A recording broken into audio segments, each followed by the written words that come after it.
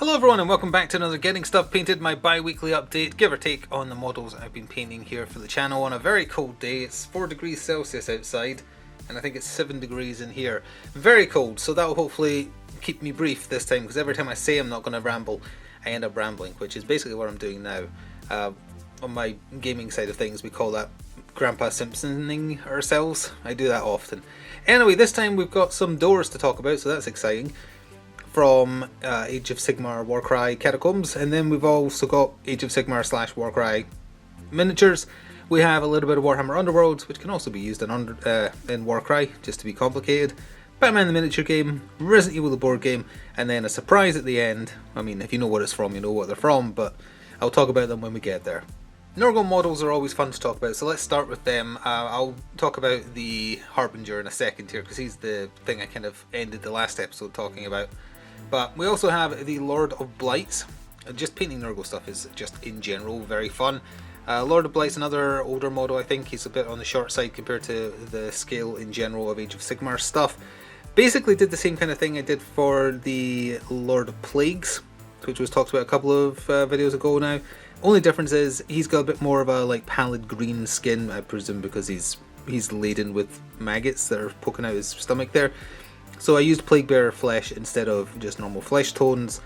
Still used a little bit of the Magus purple for the bruising around where the maggots are coming out of it. It's a horrible model, but in a lovely way. And he actually has this pole stapled into his back, which is adorable. Speaking of adorable, as with most Nurgle models, he has a tail, which is just wonderful. And a very big shield. Haven't used him yet. But again, painted them up in the same way I've been painting other Nurgle stuff that I've been talking about in this series, so I don't really need to retread that. We'll talk a little bit more about it though as we talk about the Harbinger, because last time I mentioned I was considering taking on the Harbinger. I was apprehensive about doing so because I really love this model. I really love how it looks. It's fantastic. I like scythes, I like Nurgle stuff, so it combines two of the three things I love. If you could put in lightning magic somehow, it'd be all three.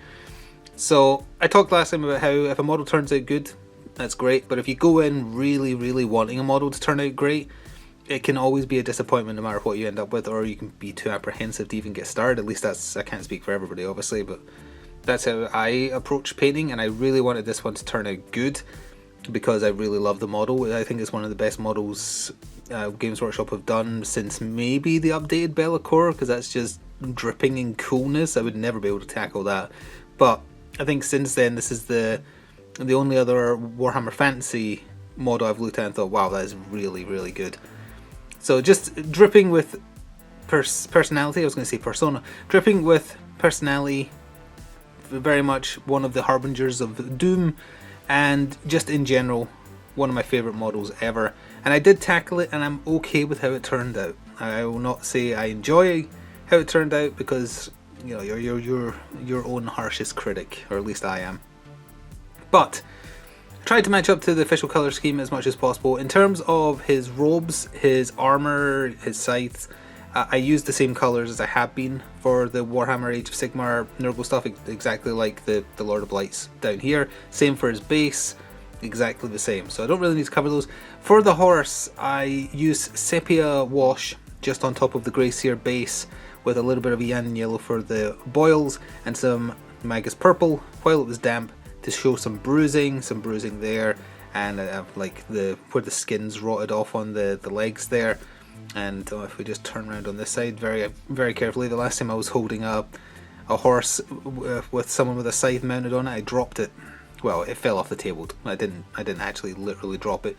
Poor Scarecrow. Anyway, for his hair I used a mix of Gargax Sewer, whatever it's called, with snakebite leather while it was damp. Did a little blending effect there.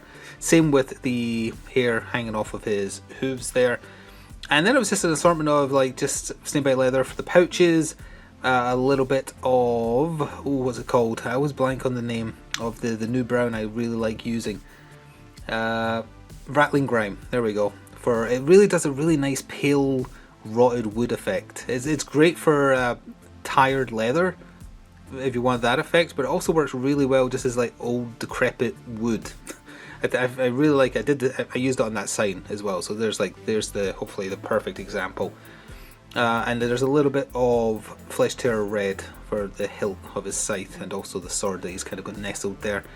That's some more rattling grime on his shield too. I put a bit too much Athematic blue on the silver. Like, I was trying to match up how the official paint job was.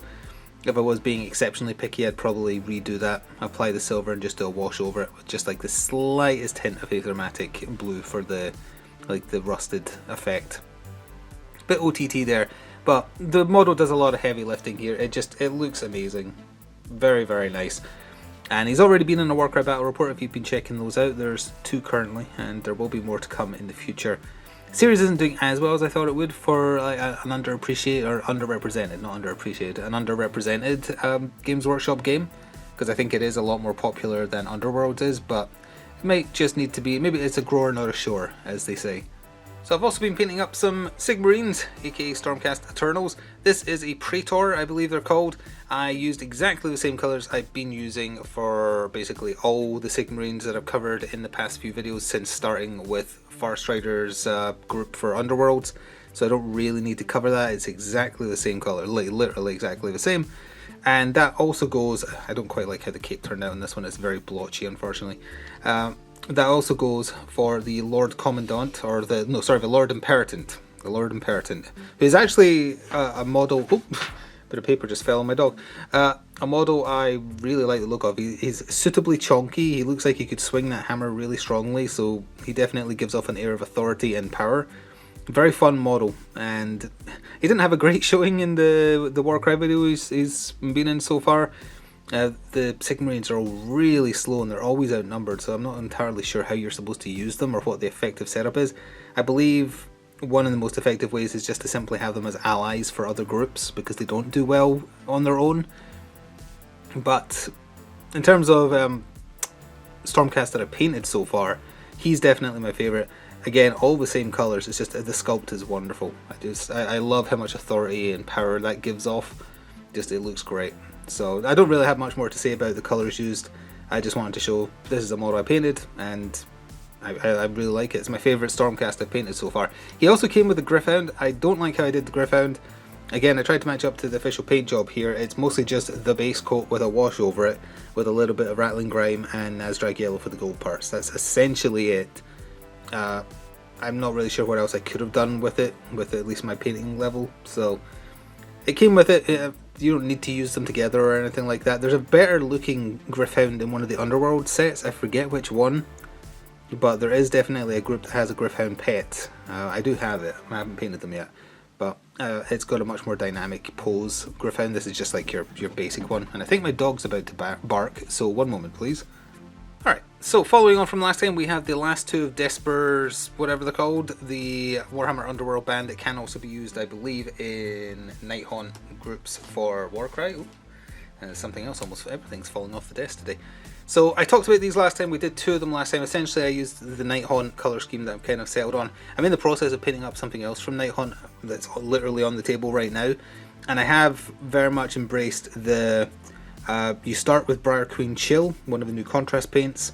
You, while it's damp, mix in a Krelling Green at the bits where it's to be darker. Let it blend. If it blends too much, turn it upside down so it goes the other way. Don't try and mix it too much, because otherwise it will come out really streaky. And then as it's fully dried, add just a little bit more Krelling Green where you want it really dark. And I didn't do it as much for these because I hadn't quite decided on it, but I have now decided on that, and I feel like it works to, at least at my skill level, get the best effect similar to how the official paint jobs are. So I didn't use any other different colours for these 2, just again as a matter of note, that is the warband finished. They'll be in the next Underworlds video, whenever that is. I'm going to film it soon, but I'm not sure when it'll be up. So look forward to them, and I do hope to get one of the new teams from the new starter box painted up at some point. I have the Thricefold Discord assembled. They're waiting to get spray painted next time I have the weather suitable to actually do that, but I'm not sure when they'll actually be seen on video. You know, I was going to save the doors for last, but let's just really quickly go over them. There are 4 of the 12, maybe 14 doors you get in the Warcry Catacombs box for fighting in the catacombs. Oh, there's one of my dog's hairs right there, which was seen in the second Warcry video. I did the black spray paint and then the zenithal highlighting with the grey, and then did a dry brushing with Ulthway Grey as well. Went over the top of these two with silver, and then Grey Seer for the skulls, so I could then use Skeletal Horde to pick them out. This is, I believe it was Blood Angels Red on top of silver, which is why it looks slightly metallic. And I did the exact same thing for the other one here, more or less, tried to match them up evenly.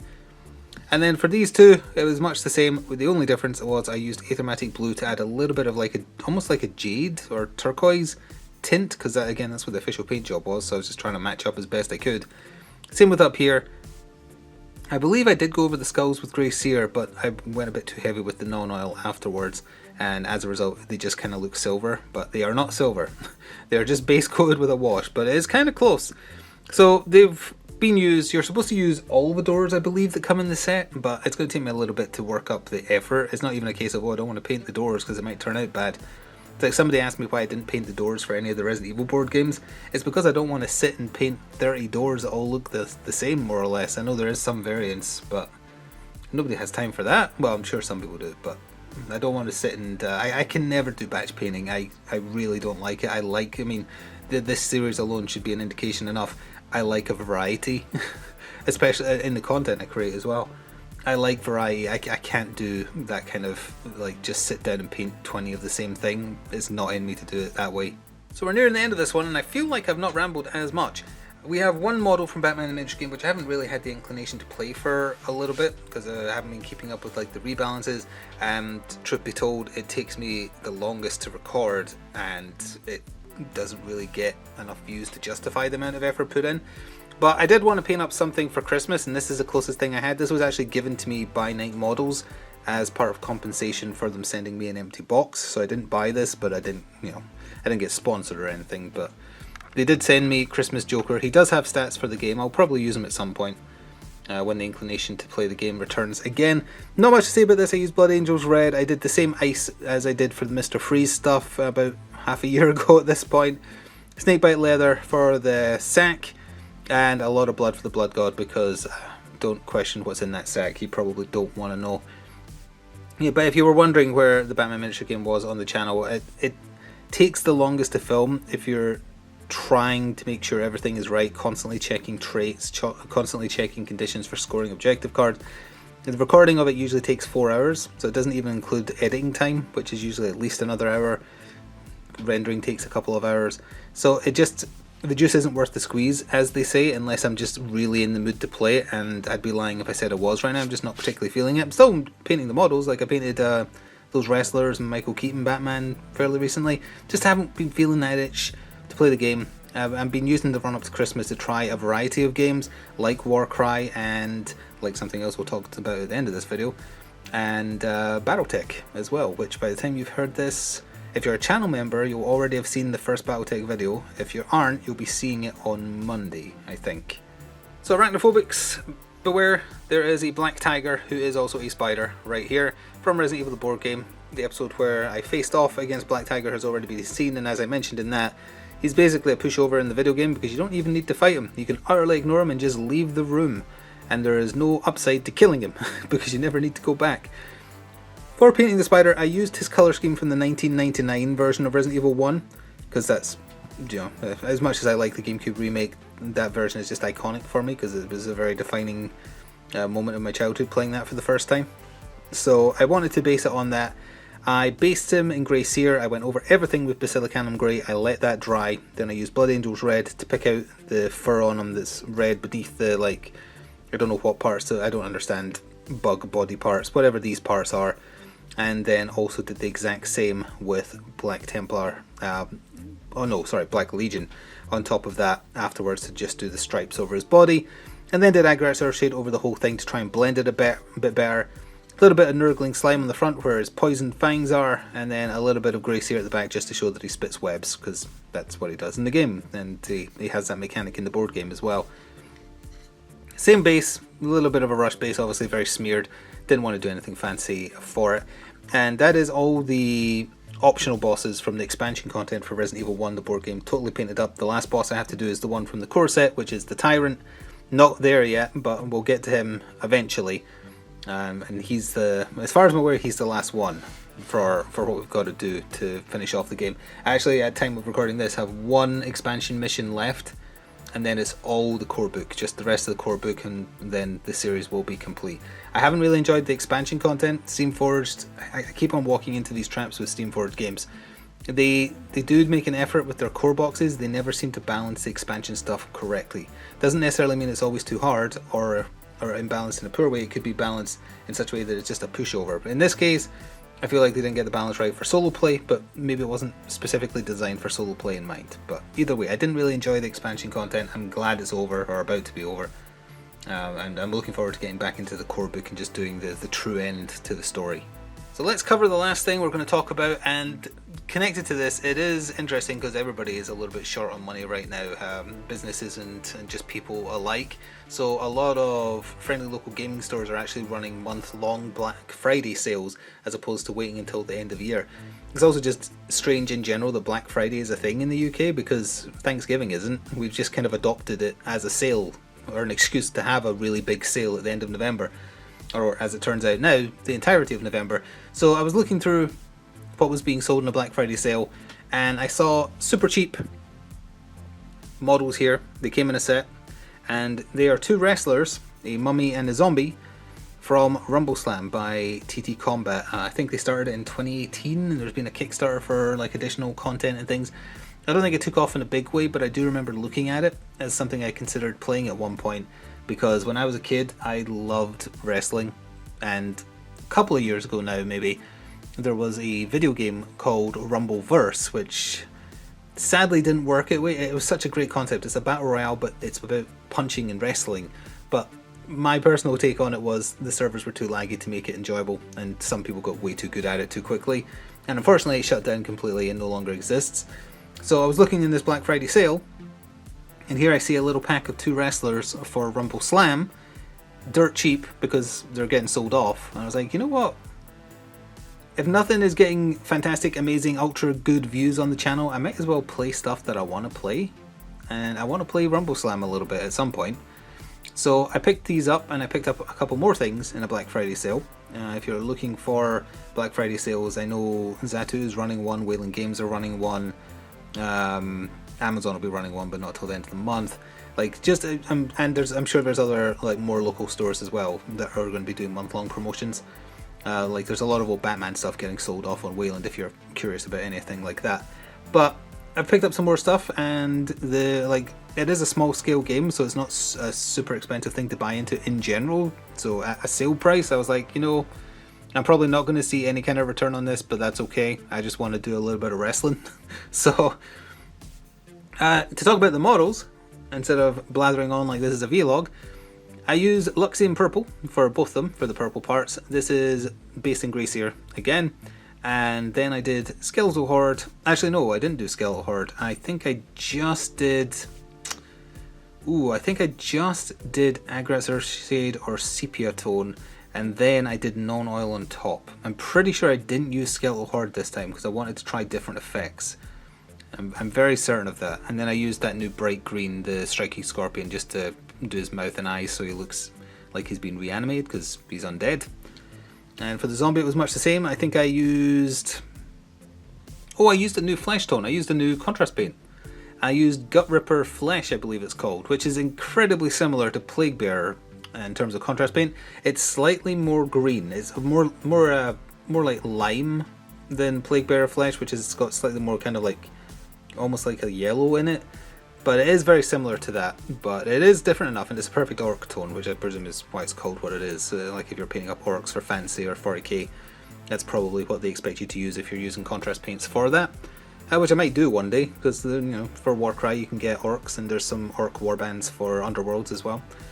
But I used that for the zombie just to try and match up the official paint job, and Black Templar for the boots and gloves and such. They come on these clear bases.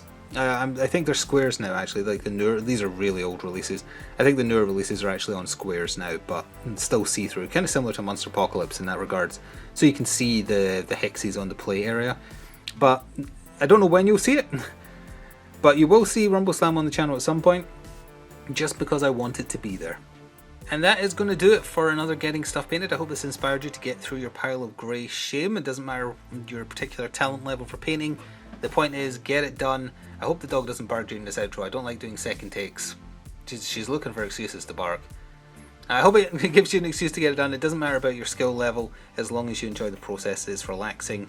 It gets you through these cold winters, that's for sure. And if you are enjoying the content on the channel, I know the times are tough and it is Christmas time, but if you can spare it, please do consider becoming a channel member. There are exclusive videos for channel members and there are timed exclusive videos for channel members, but those will also be available to everybody eventually, mostly Warcry and Battletech at present. Or you can just press the thanks button on a video you particularly enjoyed. With that, next time we're going to see some more... What are we going to see? You're going to see a Night Haunt because I'm 90% finished with one. You're probably going to see more Rumble Slam. You will see more Warcry in general. I'm not sure what though. And... Ooh, I'm not sure what else. Yeah, I'm not sure. Again, it just depends what the mood takes me. I just vegetate during the winter season and just kind of paint stuff as and when the mood takes. So I'm not going to commit to anything else beyond that. But either way, hope that got you inspired. I can't really mention Twitter or anything like that anymore. If you want to show me what you've been painting, really the only place you can do it is Discord. I don't remember if I even link the Discord here, but if you swing by like Twitch when I'm streaming or something, I'm happy to share a Discord link. It's not like a private thing or anything. And you can certainly share your Instagram posts or Twitter posts in there if you want to show models you've been painting. People do now and then. Anyway, enjoy the rest of your day and I'll see you in about 2 weeks for another update. Until then, ta-ta for now.